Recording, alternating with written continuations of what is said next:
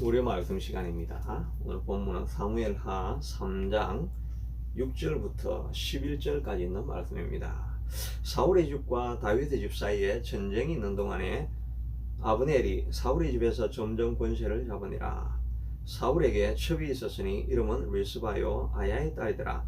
이스보셋이 아브넬에게 이르되 내가 어찌하여 내 아버지의 첩과 통관하였느냐 하니 아브넬이 이스보셋의 말을 매우 분하게 여겨 이르되 내가 유다의 계물이냐? 내가 오늘 당신의 아버지 사울의 집과 그의 형제와 그의 친구에게 은혜를 베풀어 당신을 다윗의 손에 내주지 아니하였거늘 당신이 오늘 이 여인에게 관한 허물을 내게 돌리는도다. 여호와께서 다윗에게 맹세하신 대로 내가 이루게 하지 아니하면 하나님이 아브넬에게 벌 위에 벌을 내리심이 마땅하니라. 그 맹세는 곧 이 나라를 사울의 집에서 다윗에게 옮겨서 그의 왕위를 단에서 베엘셰바까지 이스라엘과 유다에게 세우리라 하신 것이니라 하매 이스보셋이 아브넬을 두려워하여 감히 한마디도 대답하지 못하니라. 아멘. 사울이 죽고 난 이후에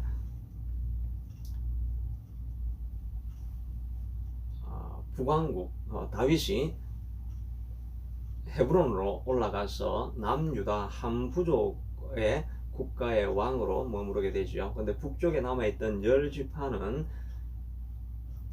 사울의 살아남은 아들이었던 이스보셋을 이제 총 군대 사령관이었던 아브넬이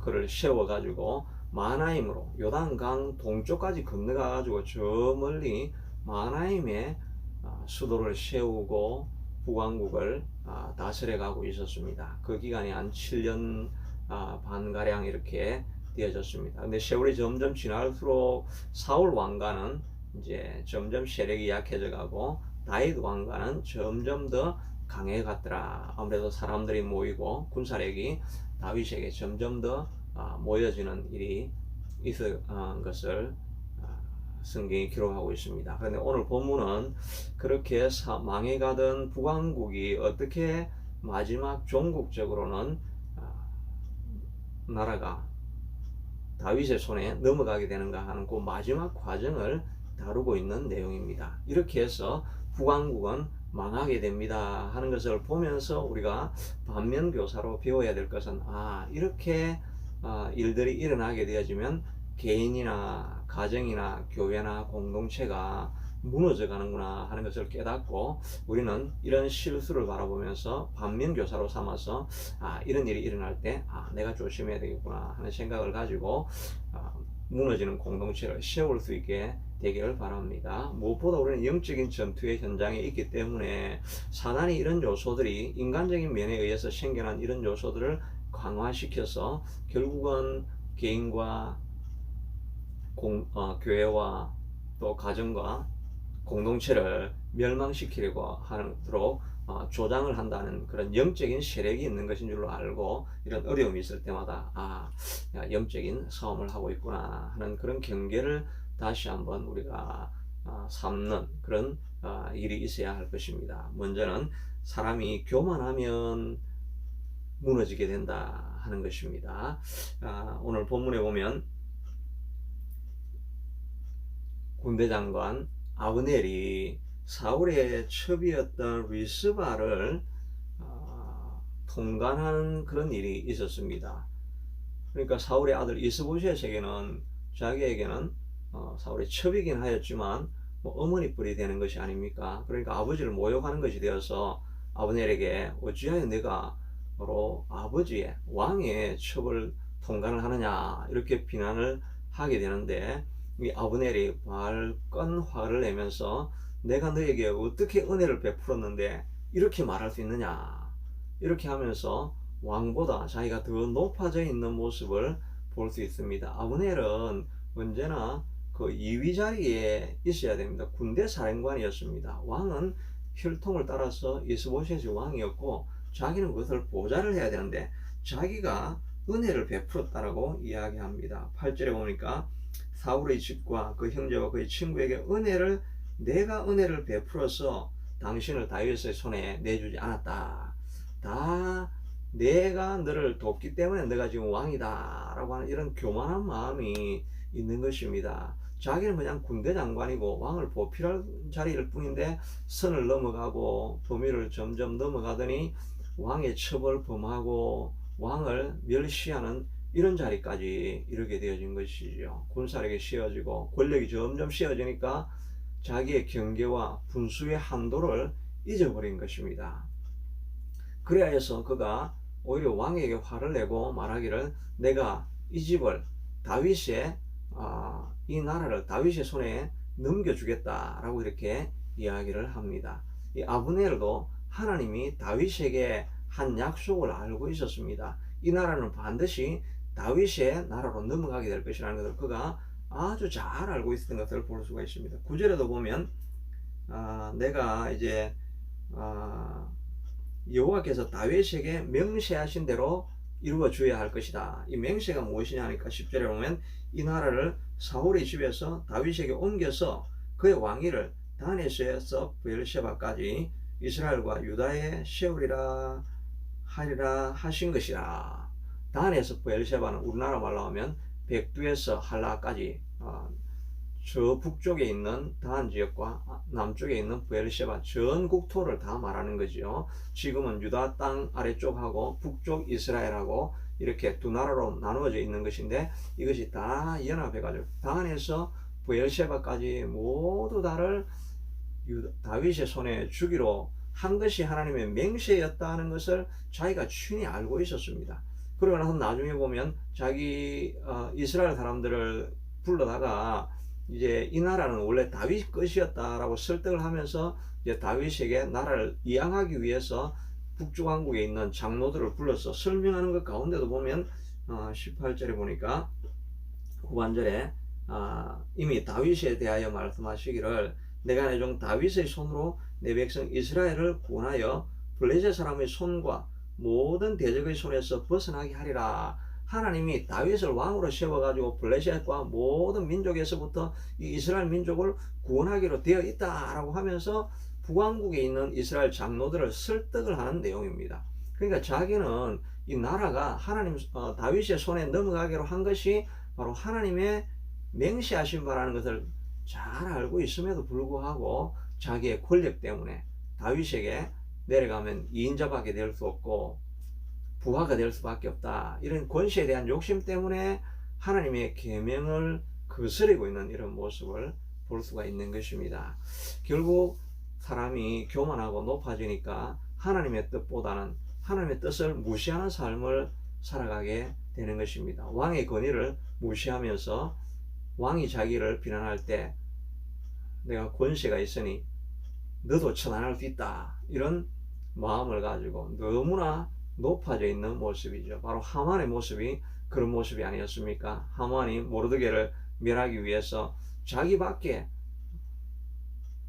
이 바사 왕국의 2인자가 누가 있겠느냐라고 그가 너무나 높아져 있으니까 모르드게를 어찌하든지 멸망할 뿐만 아니라 유다 족속 전체를 멸망하려고 하나님을 대적하여 일어나게 되어지죠. 결국은 하만이 자기가 모르드게를 죽이려고 하던 그 장대 위에 자기가 매달리는 것을 보게 되는 것입니다. 우리도 교만할 때 이런 일을 얼마나 많이 보게 됩니까? 남을 무너뜨리려고 하다가 교만하면 결국은 자기가 무너지는 것입니다. 하나님 앞에 겸손한 마음으로 자기의 허리를 동이라고 말하고 있지 않습니까? 자문서에도 교만은 패망의 선봉이요 넘어짐의 앞잡이라고 말하고 있는 것입니다. 재물이 늘어나고 권세가 늘어날 때일수록 점점 더 겸손해야 되겠죠. 반면에 다윗은 어떠합니까?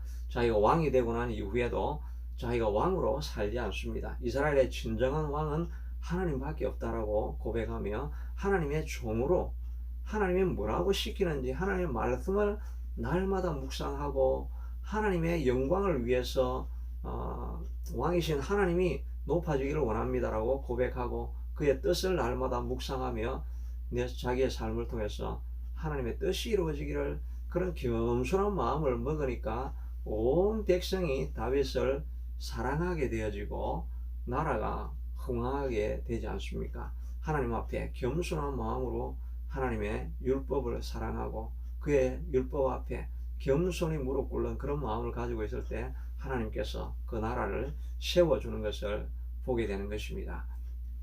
그러므로 우리도 분수를 넘어서서 내가 교만한 자리로 나아가지 않는가, 늘 하나님 앞에 무릎 꿇는 우리가 될 수 있게 되기를 바랍니다.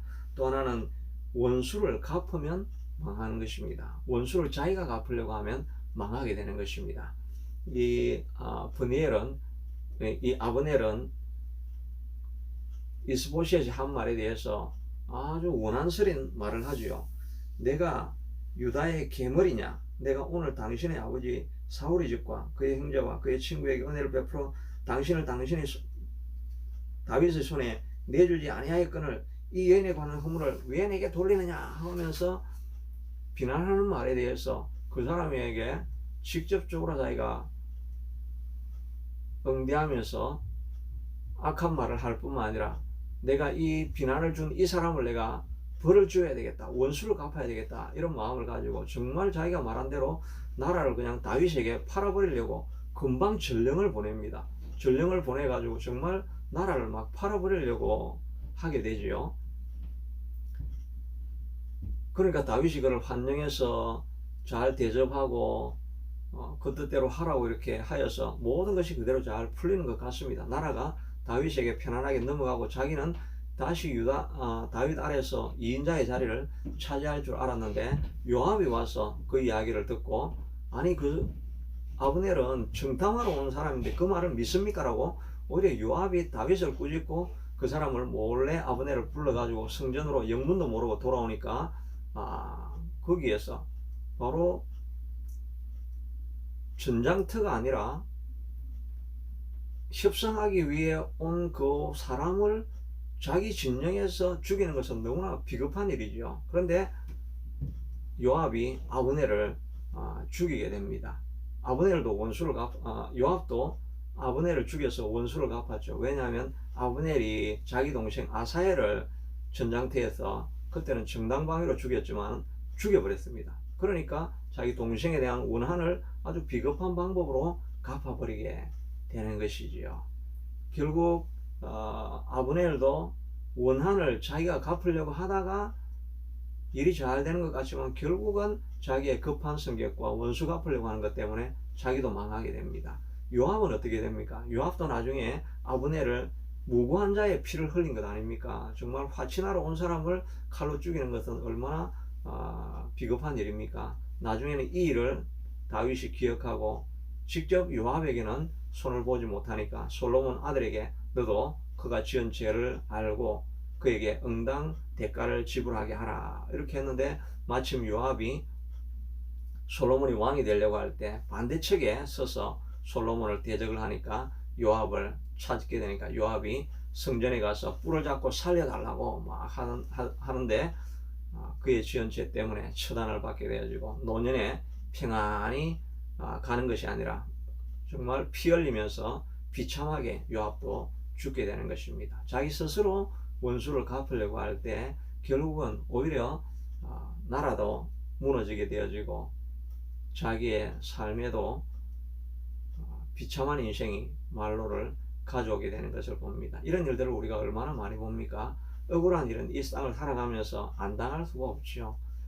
죄로 물들어 있는 이 세상이기 때문에 누구나 다 살아가다 보면 억울하고 원통스러운 일을 경험할 수밖에 없는 것이 이 땅의 삶이라고 할 수가 있습니다. 그런데 그 원수가 없는 것은 하나님 앞에 맡겨놓고 우리가 해야 될 일은 원수를 사랑하고 사랑하기 힘들 때 사랑할 마음을 달라고 기도하고 우리는 사랑하는 마음으로 원수를 섬기고 있을 때 하나님께서 다 원수를 갚아주게 되는 것입니다.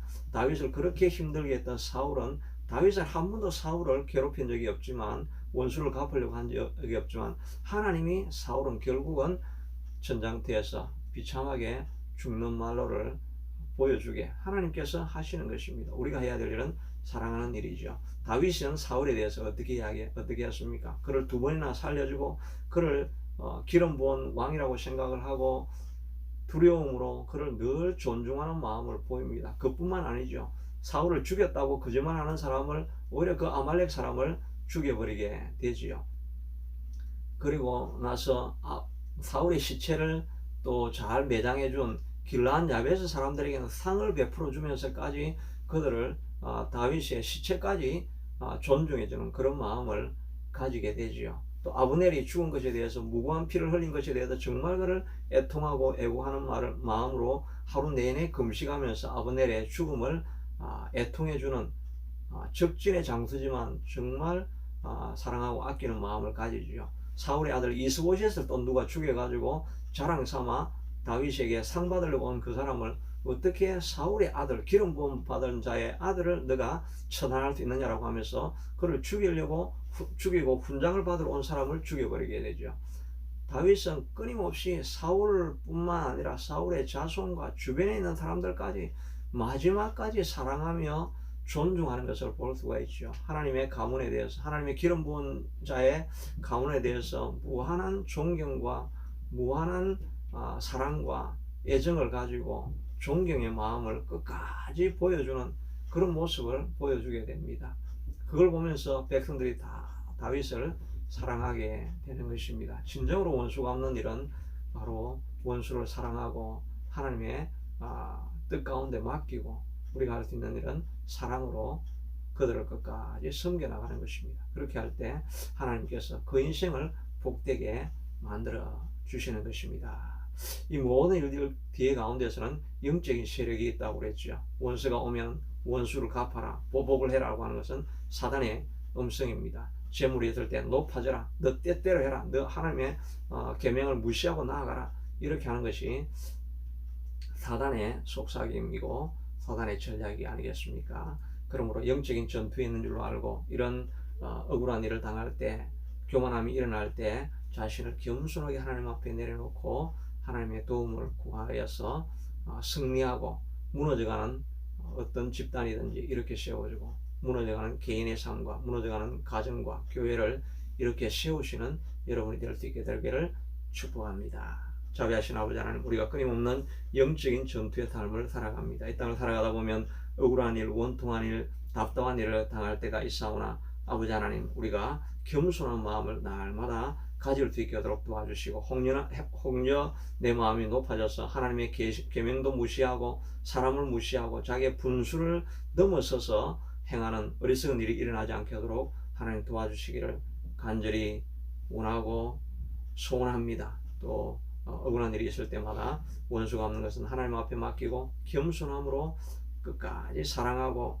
마지막 최후까지 사울과 사울 일가와 사울 자손과 사울의 군대 장관까지라도 존경해주는 마음을 품었던 다윗의 모습을 닮아서 하나님의 뜻을 이룸으로 말미암아 하나님의 영적인 싸움에서 승리하고 가문이 점점 일어나는 역사가 있는 모든 이 방송을 들으시는 성도님들의 삶이 되기를 축복하고 또 이 모든 말씀 예수님 이름으로 기도드리옵나이다. 아멘.